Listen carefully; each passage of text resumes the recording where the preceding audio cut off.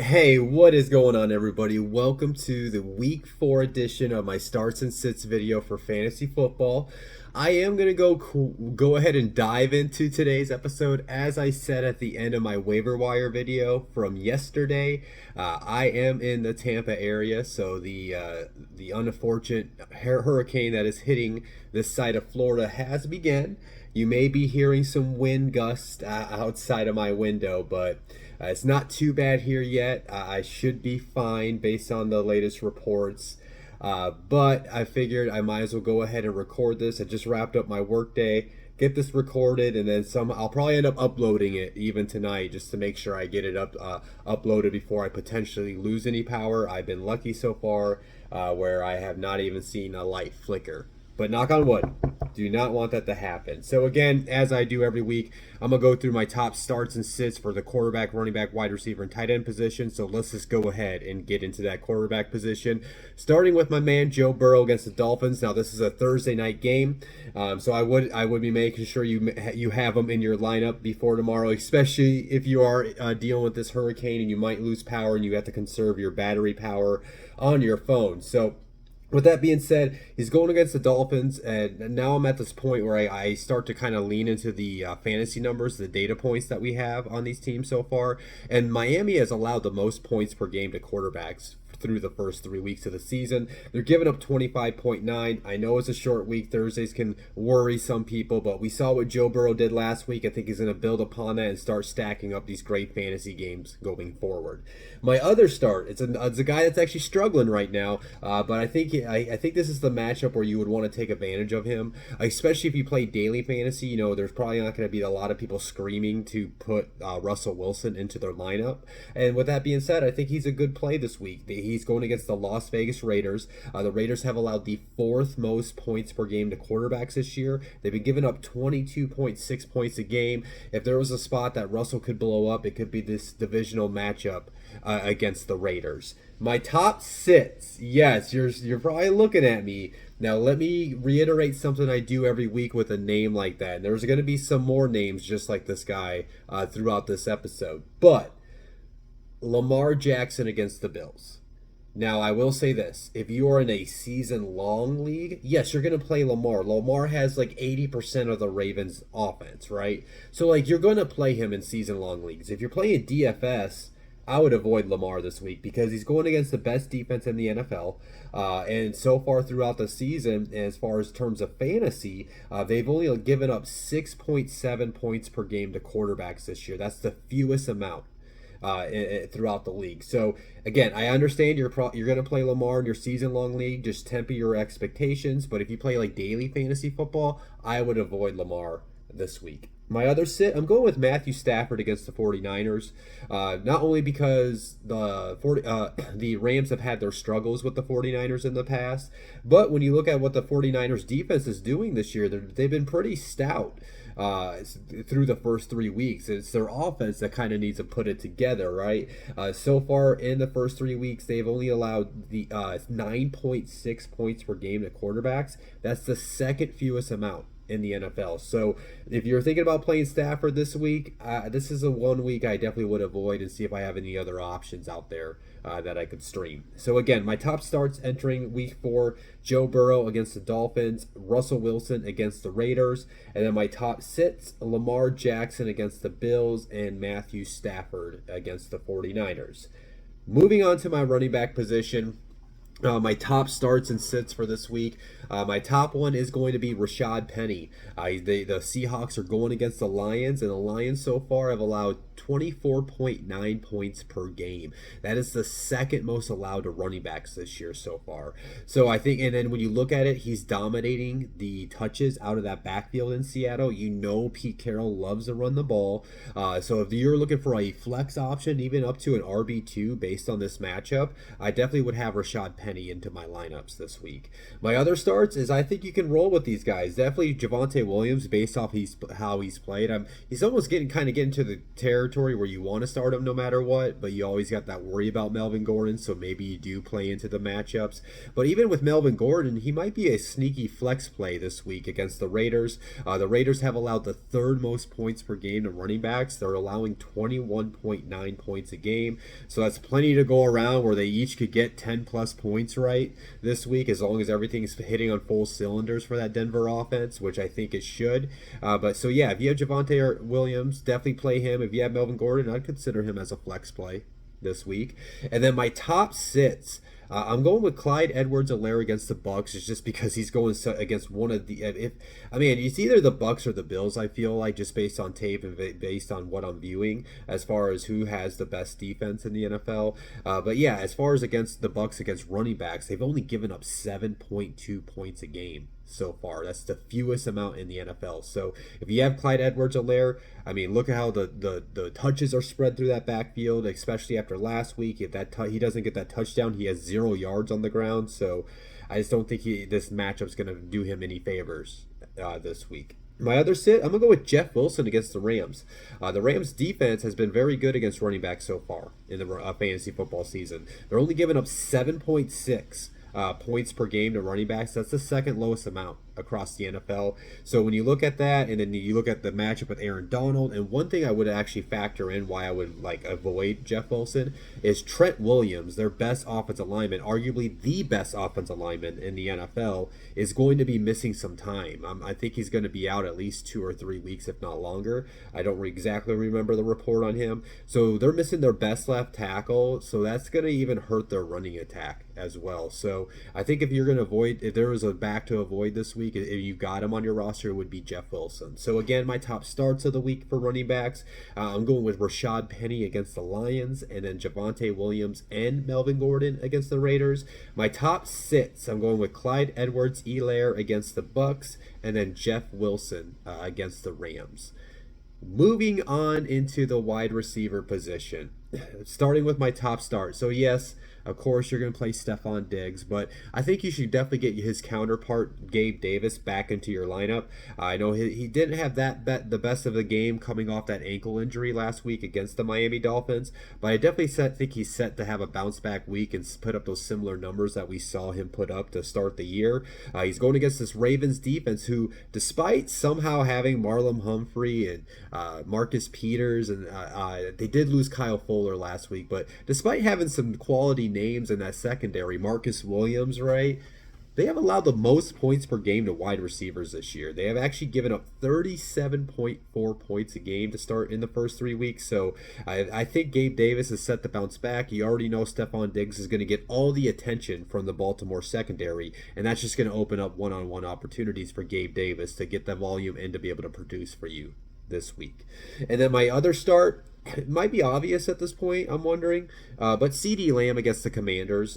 First of all, I said a couple weeks ago I had my concerns with Cooper Rush taking over the position for Dak if he can consistently feed CeeDee. Now the whole thing is he is feeding him, and Kellen Moore is trying to feature CeeDee as much. CeeDee did have that unfortunate drop, but then he made it up for that amazing one-handed catch last week against the Giants. So I think he's got his role in the offense. I think he's going to see plenty of targets where you can trust him. And then look at the defense he's going against, the Commanders. Commanders have given up 34.2 points per game to wide receivers this year. That's the second most in the league. And I'll go ahead and say this.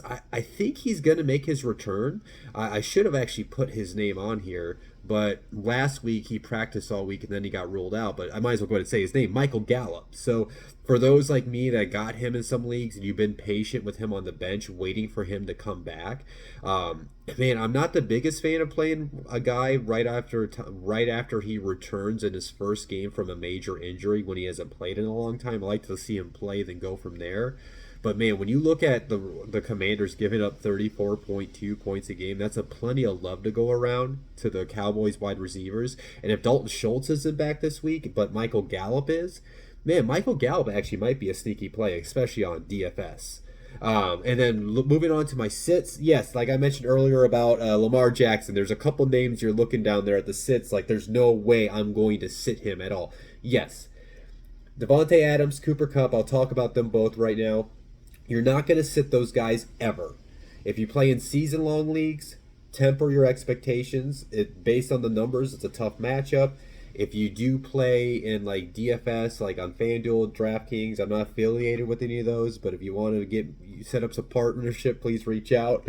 But yes, as far as DFS though, those are names I would look to avoid. So let me go into it first. Davante Adams and Hunter Renfrow against that Denver defense. The Broncos have actually been a pretty good defense this season. It's their offense that hasn't been able to figure things out, especially when you got Patrick Surtain that could be that lockdown cornerback for them.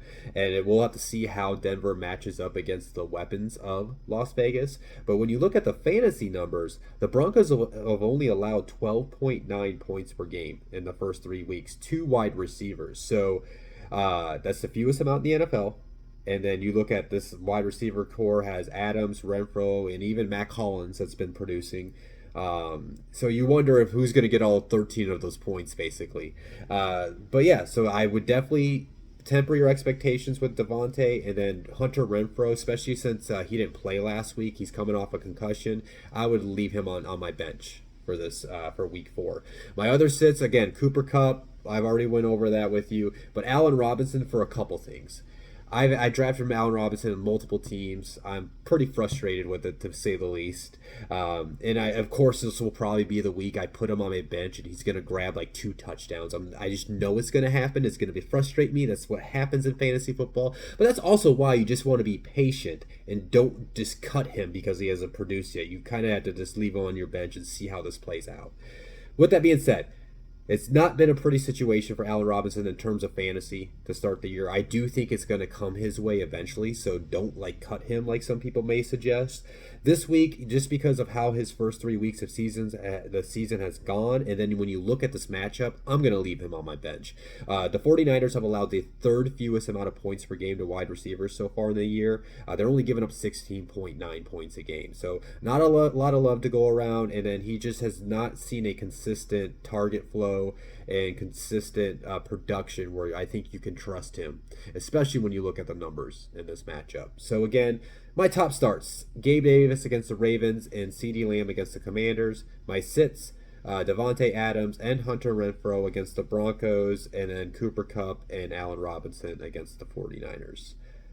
Last segment of the day. I'm going right into this. My top starts and sits for the tight end position. My top start, coming off a very strong game against those Pittsburgh Steelers, is going to be David Njoku against the Falcons. He seemed to have gained the trust of Jacoby Brissett where he's going to get those consistent targets. They paid him a lot of money in the offseason, so you know he's going to have a significant role in the offense, which is promising going forward if you are looking for a potential long-term answer at tight end.